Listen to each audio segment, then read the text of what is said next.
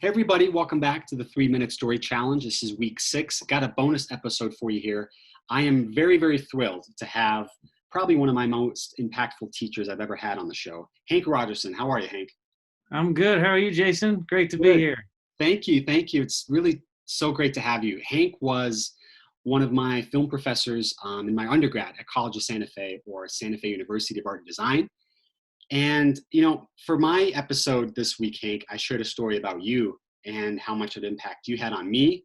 And I'm just so honored to have you on this show. Hank is an incredibly talented filmmaker, actor, teacher. If you saw Sicario, Hank was in that, and did this incredible, wonderful documentary film called Shakespeare Behind Bars, which I highly recommend everyone check out. And Hank's got a story for us, so I got my timer here. Are you ready to go? Yeah, but before we start, I just want to say thank you for having me here again. And thanks for your story.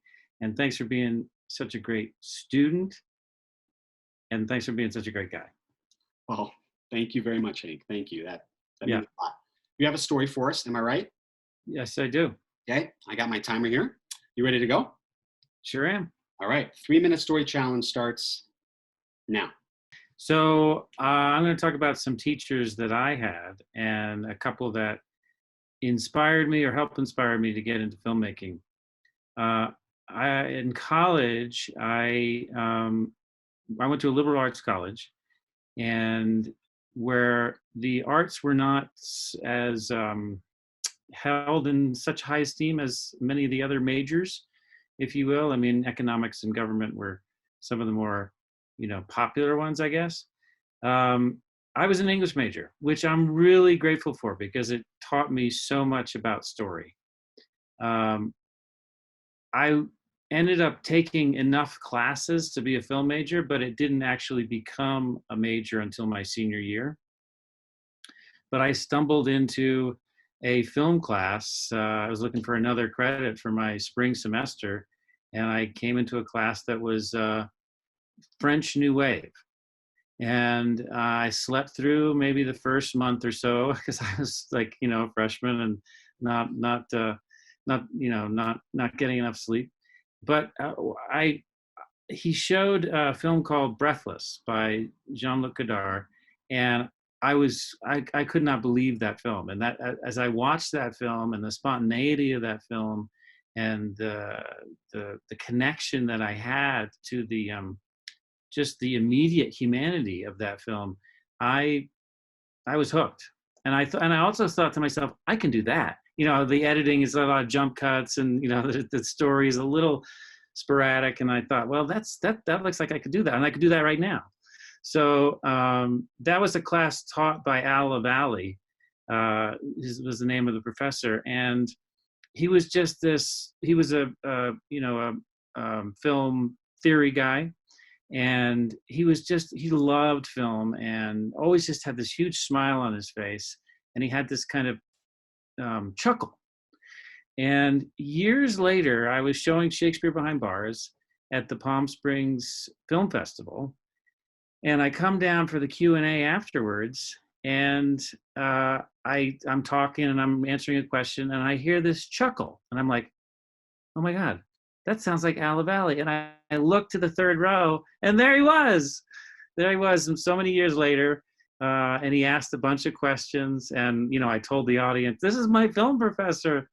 And it was just a really, cool moment. I went to his house for dinner, and it was an interesting moment from someone who inspired me to get into film.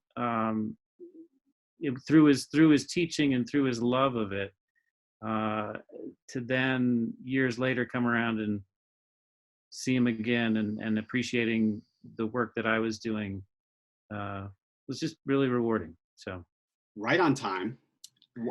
Wonderful. That's so great. I mean, what a thrill it must have been to someone that you look up to and admire, and that kind of taught you, kind of showed you your passion to be there supporting you. I mean, that just must have been fantastic. It was. And the thing about it, too, was so random because I went to school in the Northeast, And then to be in California and to see him was like, that was completely out of the blue. He'd retired there.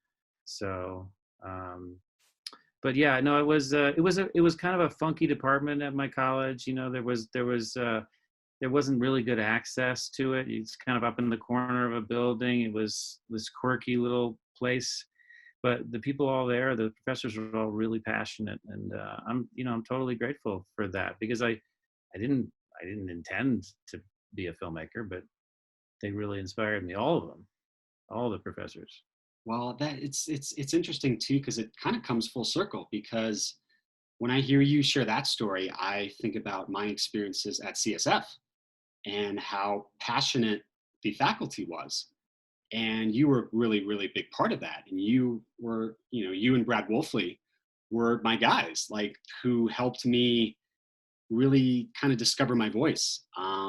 And I think probably the greatest gift that you gave me, and I just want to say this, is, it wasn't how to compose a medium shot or what a rack focus shot was or anything like that. It was the belief in my own voice is what you gave me. And because you believed in my voice, I believed in my voice. Oh, great. Well, that's awesome. Yeah, there's a few students out there where you look at them and you see that there's potential there, but also a drive and the desire to, you know, use that and make it happen. And I would just help you. You had it all. I just was there to, you know, give you a push. Well, thank you. I'm really glad that you did. It's time for Yeah. your shameless plug. What do you got? Oh gosh. Shameless plug. I would say, I'm kind of bummed because COVID. I'm in this movie called Barb and Star Go to Vista Del Mar.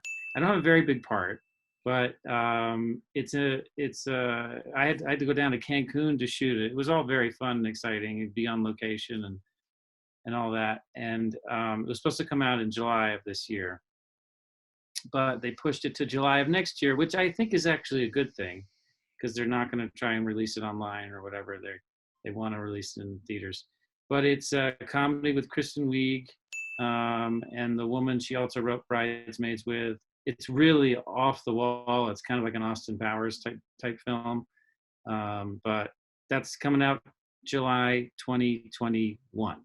I will be there. I can't wait to see it. I mean, I remember when I was in the theater, I knew you were in Sicario, but I didn't know what part you had, or same with Whiskey Tango Foxtrot. And I'm sitting there and I go, oh my gosh, is that Hank?